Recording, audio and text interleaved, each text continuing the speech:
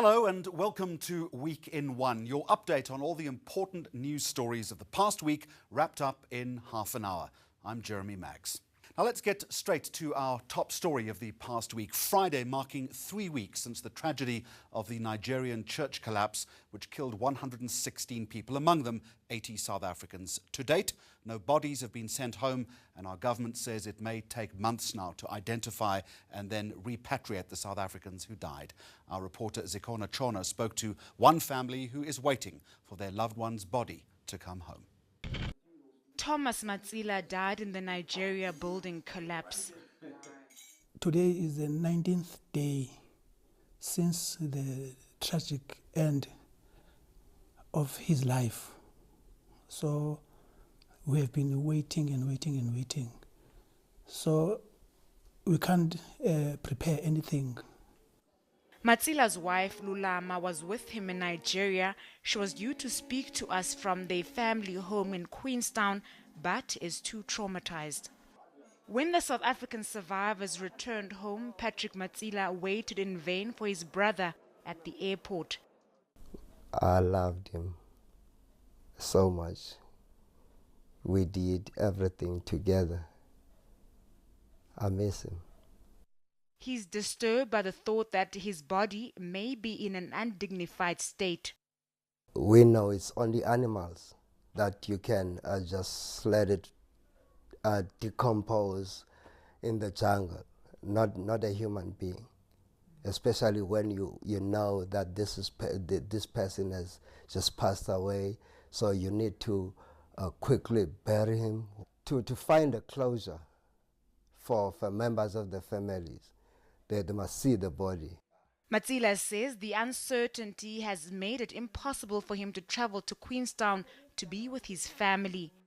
We're not certain that we're going to get the right body, you know. There might be some mistakes. The family says a delegation from TB Joshua's church has visited them to offer emotional support. Seg1, Johannesburg. And in Lagos, authorities are battling to identify the bodies. A South African team has been assisting by gathering DNA samples, but it still could take some time. Our West African correspondent Adore Achumba explains why. No family, Nigerian or South African, has yet been able to claim the bodies of their loved ones. South Africa's High Commissioner to Nigeria, Lulu Mnguni, says forensic teams gathered the fingerprint data of the South African victims and took them home over the weekend. They'll be run through the national database to find a match. Nigerian officials face a far more complicated task. They've asked victims' families to come forward with DNA samples to help the identification process. Nigerian law requires DNA verification before the issuing of death certificates, something that will only prolong the waiting for the devastated families here in Nigeria and South Africa. Adoria Chimba, Lagos. All right, from the tragedy of the lost South Africans in Lagos to an issue that continues to make headlines at home. President Zumas Nkandla home was in the spotlight during Parliament's ad hoc committee this week, but only ANC members were participating. Opposition members, led by the DA's Musi Maimane, walked out in protest over the ANC's refusal to call the president to appear before the committee. The committee has been tasked with deciding if the findings of the Public Protector's report that President Zuma should pay back some of the money used for upgrades to his Nkandla home are binding. During this week's proceedings, the ANC committee members argued that the Public Protector herself openly admitted her findings are not legally binding in this interview with ENCA. It's not enforceable in the manner in which court decisions are enforced, but that doesn't mean it's not enforceable. The Public Protector goes on to say that her findings can be reviewed only by a court of law. An admission on the show Judge for Yourself that the ANC says is key, and proof that Thuli Madonsela has no legal power to force President Jacob Zuma to pay back a portion of the money spent on non-security upgrades to his Nkandla home. The opposition argued that to take remedial actions means that such remedial actions are binding on the executive and parliament. In my view, Any interpretation of the phrase, take remedial action, must be based on the mandate of Chapter 9 institution. It's these differences in legal interpretation that led opposition parties to walk out of last week's session. With the opposition now absent, their benches were filled with parliamentary researchers combing through the reports by the Public Protector and Special Investigating Unit. Both reports mention that the contractors, including Zuma's private architect Zumas Nkandla, inflated costs by influencing government officials to approve certain parts of the project. What I'm saying is that he didn't misuse any taxpayers' money or the state funds. It's the processes that were flouted by those who were responsible for that. The Nkandla committee has adjourned for a week, with the ANC calling on opposition parties to return to the sessions.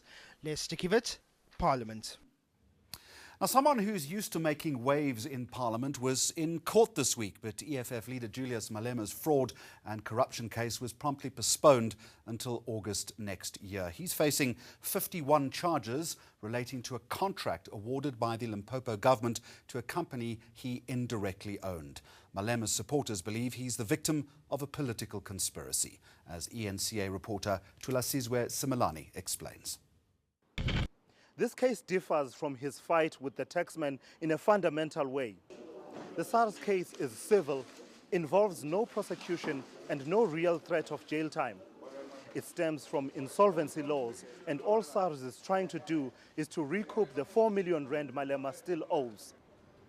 Legal experts say in that case, the worst that can happen is confirmation of his sequestration order. This means he would be disqualified as an MP and prevented from being a trustee or holding any company directorships.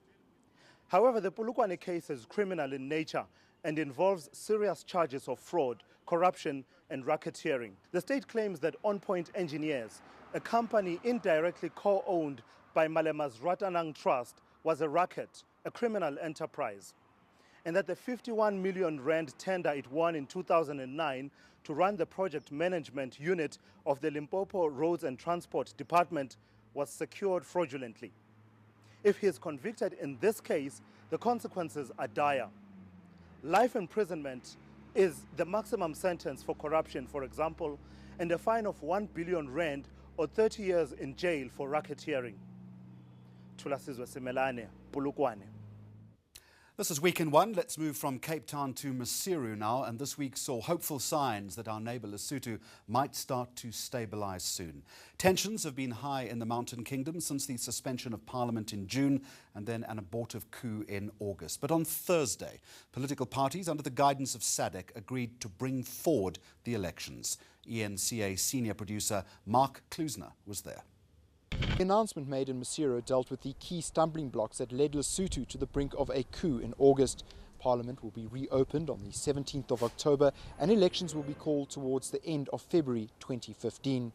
Ramaphosa sent out a clear and unambiguous message to the security forces who are accused of instigating the violence in Lesotho. We call upon the leadership of the security arms of this country in the form of the police and the army to do everything they can in the interests of the people of Lesotho and to desist from having conflicts between themselves at leadership level as well as at member level. SADC will maintain a close watch on the security forces. SADC on its own will assist the IEC in its efforts to hold a credible, free and fair election. SADC will position itself to give as much assistance as will be necessary to make sure that the will of the people of Lesotho is given or declared. As the Deputy President jets out of Lesotho, he is hoping he has done enough to ensure calm returns to the country. But it is still too early to say if the various feuding political factions will be willing to put their differences aside for the good of the country.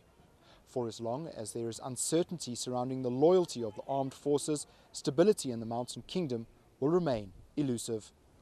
Mark Klusner, Masiru, Lesotho. More top stories from the past week coming up in just a moment. This is Week in One.